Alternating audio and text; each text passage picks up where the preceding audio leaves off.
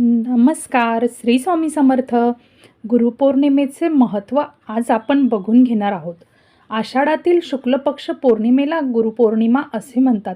या दिवशी गुरूंची पूजा केली जाते. संपूर्ण देशात हा सण मोठ्या श्रद्धेने आणि आनंदाने साजरा केला जातो.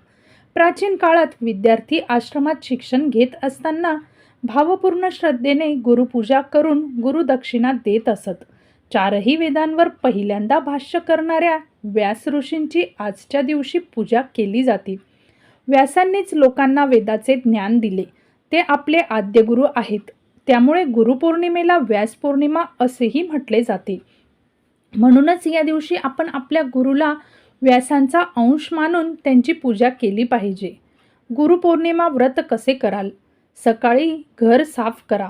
स्नान करून सर्व कामे आटोपून घ्या. 2. एखाद्या पवित्र ठिकाणी बसून अभ्यास करा.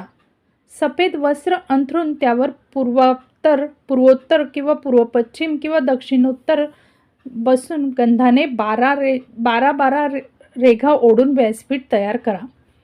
3. त्यापूर्वी गुरुपरंपरा सिद्धार्थ व्यासपूजा करिष्ये मंत्र जपा. नंतर 10ही दिशांना अक्षदा टाका. आता ब्रह्मा, व्यास, शुकदेव, गोविंद स्वामी आणि शंकराचार्यांच्या नावाने मंत्रपूजा करा. 6. नंतर आपले गुरु किंवा त्यांच्या प्रतिमेची पूजा करून त्यांना दक्षिणा द्या. गुरुपौर्णिमेच्या दिवशी काय करावे? या दिवशी केवळ गुरुच नाही तर आईवडील, मोठ्या भाऊ बहिणींची पूजा करण्याची प्रथा आहे. 2. या दिवशी वस्त्र, फळ, फुले व हार अर्पण करून गुरूंचा आशीर्वाद मिळवला पाहिजे. कारण गुरूचा आशीर्वाद विद्यार्थ्यांसाठी कल्याणकारी आणि ज्ञानवर्धक असतो. व्यासांनी रचिलेल्या ग्रंथाचा अभ्यास मनन करून त्यांच्या उपदेशांचे आचरण केले पाहिजे.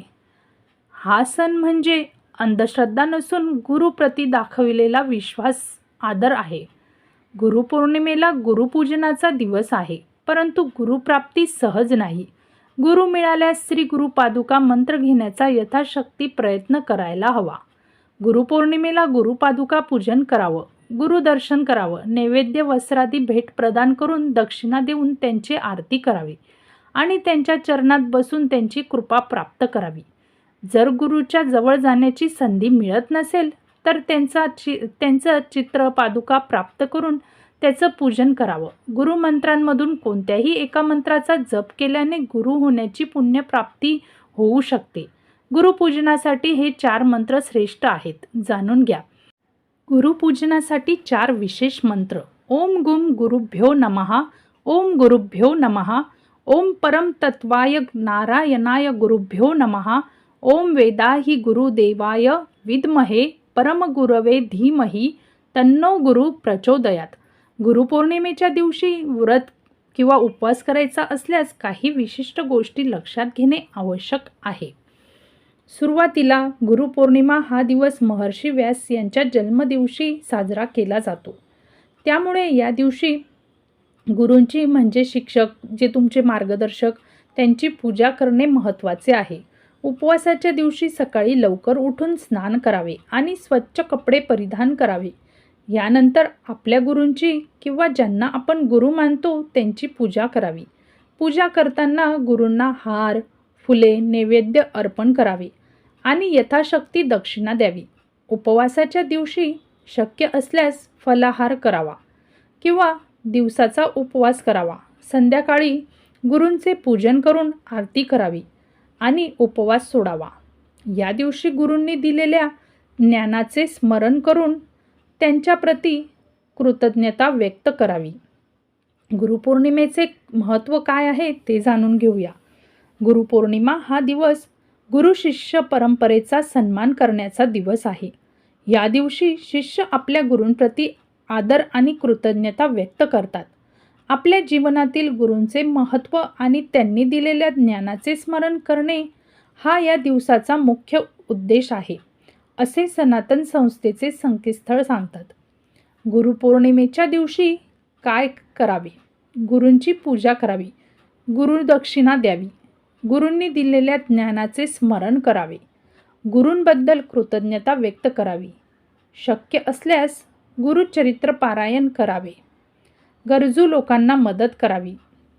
गुरुपौर्णिमेच्या दिवशी काय टाळावे? गुरूंचा अनादर करणे टाळावे. नकारात्मक विचार करणे टाळावे. कोणाचाही अपमान करणे टाळावे. व्यर्थ गोष्टींमध्ये वेळ घालवणे टाळावे.